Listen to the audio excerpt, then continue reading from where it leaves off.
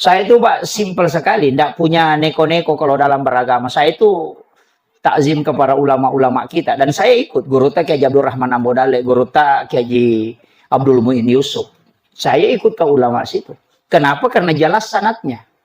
Kemudian yang kedua jelas guru Kiai Muhammad Tahir Iman Lapio, banyak ajaran-ajarannya sampai ke kita. Itu saya ikuti. Kenapa? Karena jelas. Dia maulid, dia Isra Mi'raj, baca barasanji, baca doa, jadi wali. Coba cari yang melarang maulid sama barasanji, ada gak jadi wali? Mana kita mau ikuti? Yang jelas jadi wali dan mengajarkan, atau yang melarang kemudian tidak jelas? Makanya saya kuncinya sederhana, Pak. Kalau orang mengatakan, kenapa ikut guru Kiai Abdul Rahman Ambodale? Kenapa guru Kiai Muhammad Tahir diikuti? Saya bilang itu jadi wali. Tidak mungkin dilaknat, dibenci oleh Allah amalannya. Dia lakukan barasanji, dia lakukan maulid, dia bisa jadi wali. Berarti Allah mencintai dan Rasulnya mencintai amalan itu. Seandainya dilaknat dan itu bid'ah, pasti tidak mungkin menjadi wali. Mau jadi wali? Selesai.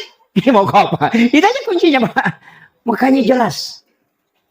Saya itu kadang dikasih tahu kenapa ikut ini, kembali saja kepada Al-Quran dan hadis. Ya cocok kalau mengerti. Kita, masyarakat seperti kita ini, tidak usah bilang kembali ke Al-Quran dan hadis. Ikuti petunjuk ulama yang kita dapatkan yang memang bersanad itu. Ikuti aja itu.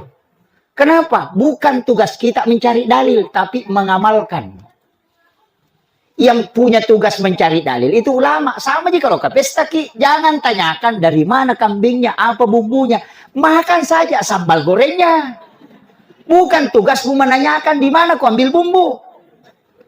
Makan saja yang sudah dihidangkan. Yang memasak itu ahlinya. Agama juga begitu.